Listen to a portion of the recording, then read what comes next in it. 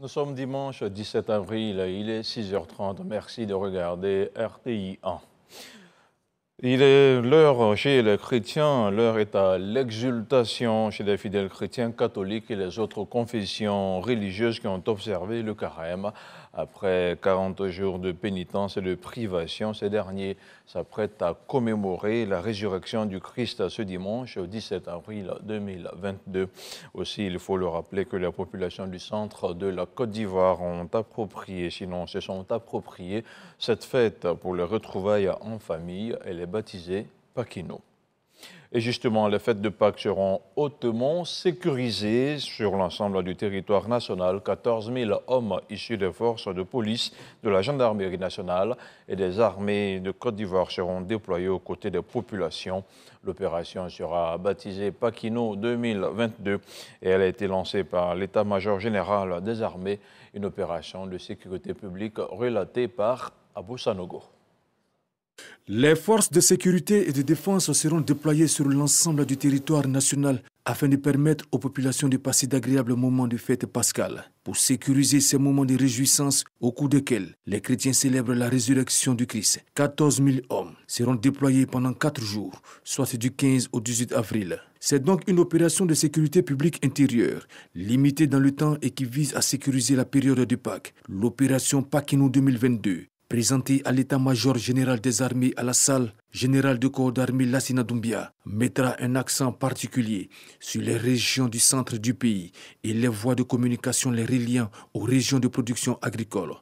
Par ailleurs, les espaces de réjouissance, des lieux de culte, de grands rassemblements et des sites d'attraction seront sécurisés. À cela s'ajoute la sécurisation des axes interurbains, la régulation du trafic en zone urbaine et répression sur la voie publique, veille antiterroriste, traque de toute forme de délinquance et de la grande criminalité. Des 14 000 hommes à déployer, 6 000 sont issus de la police nationale, 6 000 de la gendarmerie nationale et 2 000 des armées. Lancement à Bouaké de la première édition de Escale Pakino. Il s'agit d'un espace culturel et gastronomique de transit pour les populations en partance vers les villes et les villages du centre du pays. L'éclairage de Djeneba Ouattara avec le commentaire de Charles Tato. La fête de Pâques, moment de communion, de solidarité, de convivialité et de ferveur pour les populations du grand centre de la Côte d'Ivoire. Le centre culturel Jacques Aka de Bouaké ne veut pas rester en marge de ce moment devenu une tradition. Les responsables de ce centre innovent ce moment culturel avec une activité dénommée Escale Pakino, un espace culturel et gastronomique pour permettre aux populations de passage pour les différents villages de marquer une pause avant de continuer leur voyage. Le lancement de la première édition de Escale Pakino, une occasion pour les spécialistes de la culture de la localité de plancher sur les industries culturelles et créatives. Nous venons de divers horizons et c'est ça le creuset, le fondamental de la société. Donc le substrat de la société, c'est la cohésion sociale et c'est ce que Escale Pakino se veut. C'est un lien que le centre culturel essaie d'établir entre la Pâques et le peuple baoulé en organisant Escale Pakino.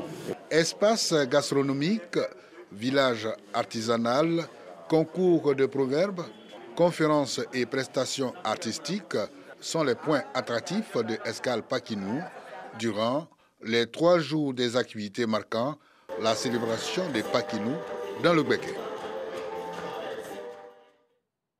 Le ministère des Transports, suivant son communiqué diffusé vendredi dernier, est passé à l'action. À l'aéroport international Félix Houphouët-Boigny d'Abidjan, des mesures ont été prises pour mettre fin à ce qui s'apparente à une forme de mendicité ou de racket des passagers ou encore des usagers.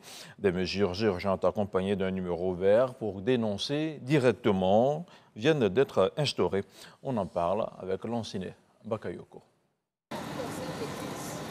Courant janvier, le parquet militaire saisi de diverses plaintes liées aux rackets sous forme de mendicité à l'aéroport d'Abidjan avait missionné des enquêteurs afin d'arrêter tout agent convaincu de ces pratiques. Ces injonctions n'ont visiblement pas porté. Le ministère des Transports vient de faire le même constat. De quoi irriter l'autorité nationale de l'aviation civile, inquiète de voir s'éroder tous les efforts faits pour obtenir la certification de l'aéroport d'Abidjan. Il a été décidé d'instaurer des annonces qui ont commencé depuis hier pour sensibiliser le passager sur la question du racket.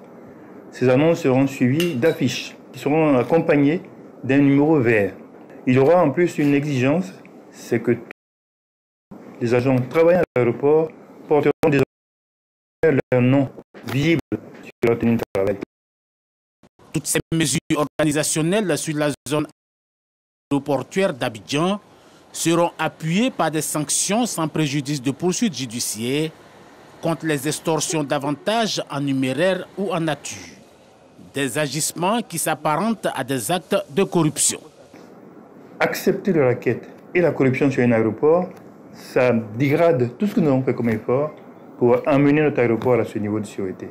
Nous tenons à avoir un aéroport de référence et nous tenons donc à ce que ces mesures qui ont été décidées aboutissent à un résultat qui satisfasse toutes les autorités. C'est de haute lutte que l'aéroport d'Abidjan a obtenu en 2015 et 2017 la certification américaine TSA et la certification OACI.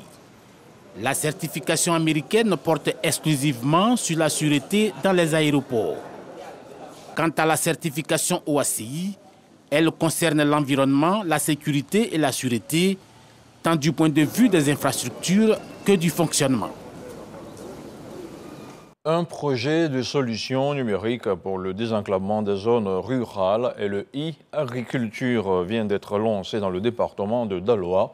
Il prévoit la relance de l'économie agricole par les TIC, l'écoulement des produits agricoles, le reprofilage lourd des routes rurales dans les zones de production, financé à hauteur de 6 milliards de francs CFA. Il a été lancé par le ministre de l'économie numérique et son collègue de l'équipement routier.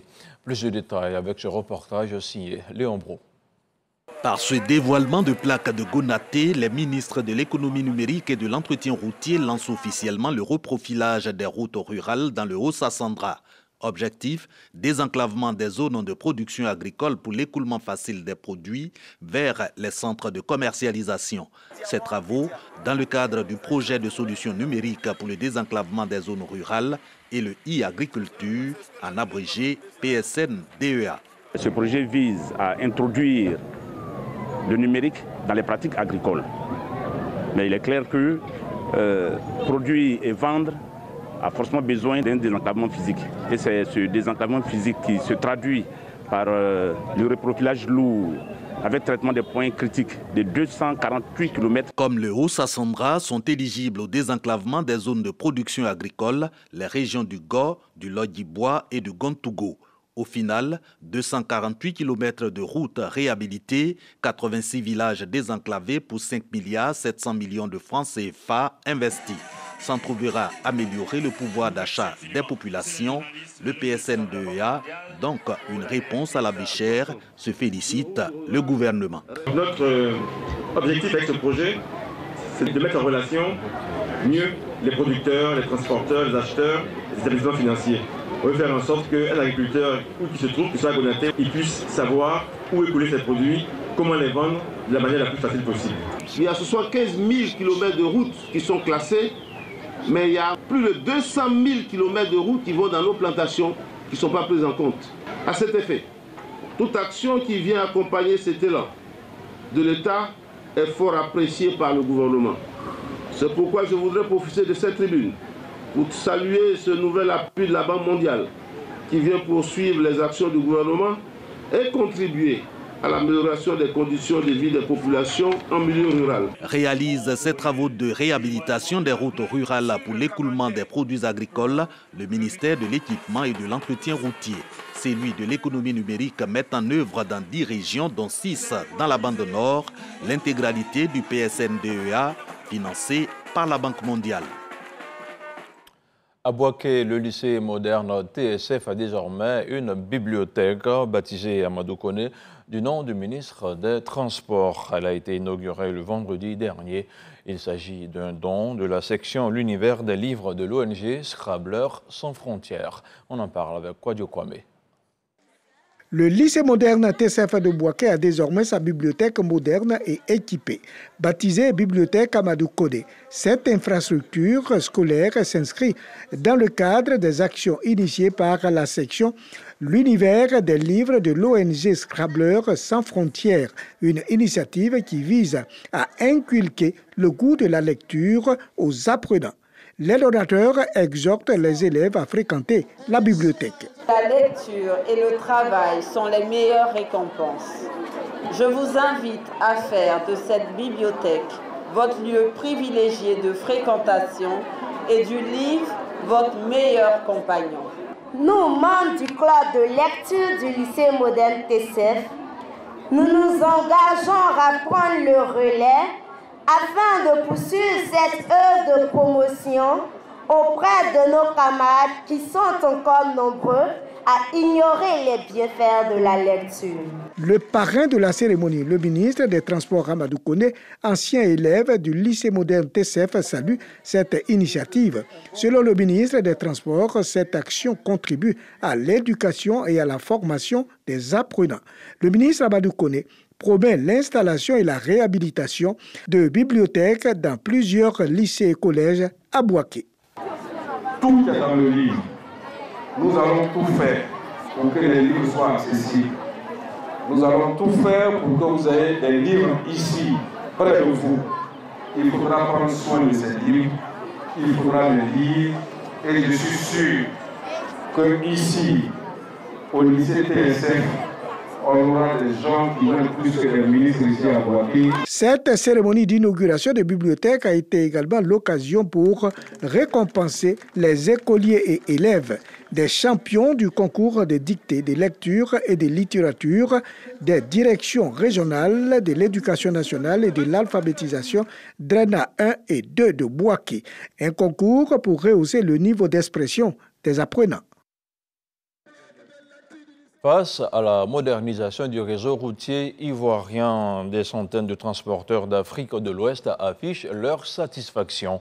Venus de plusieurs pays de la sous-région ouest africaine, ils se sont retrouvés à Touba, dans la région du Bafing. Des acteurs qui encouragent le président de la République, Alassane Ouattara, à poursuivre sa politique de développement des infrastructures, toutes choses qui facilitent l'intégration sous-régionale. L'ancien Bakayoko.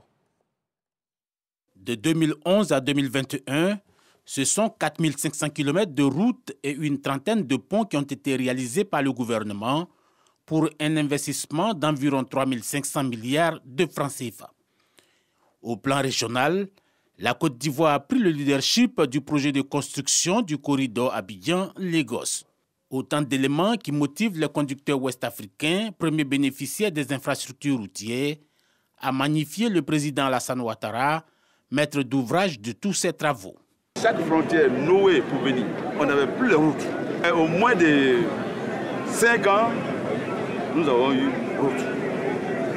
Nous avons eu tout en Côte d'Ivoire.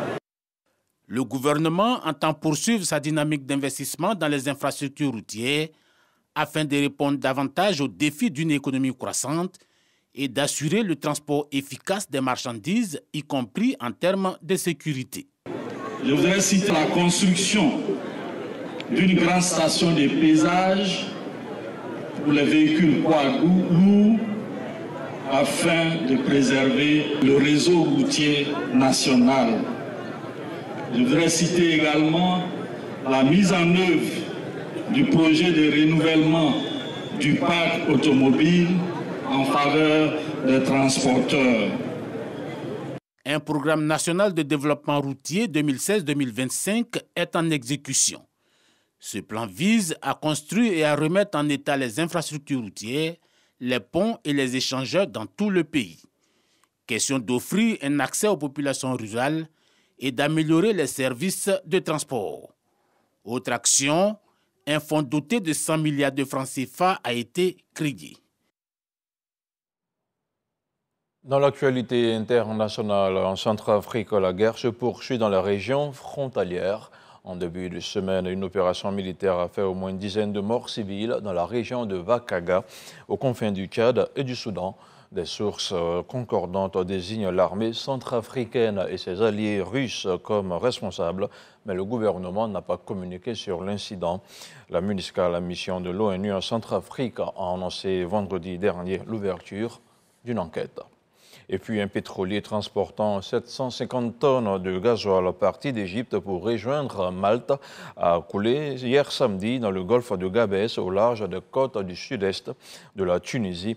Alors qu'il se trouvait à environ 7 km des côtes du golfe de Gabès, le pétrolier a commencé à prendre l'eau qui s'est infiltrée dans la salle de machines, montant jusqu'à près de 2 mètres de hauteur, selon un communiqué du ministère tunisien de l'Environnement.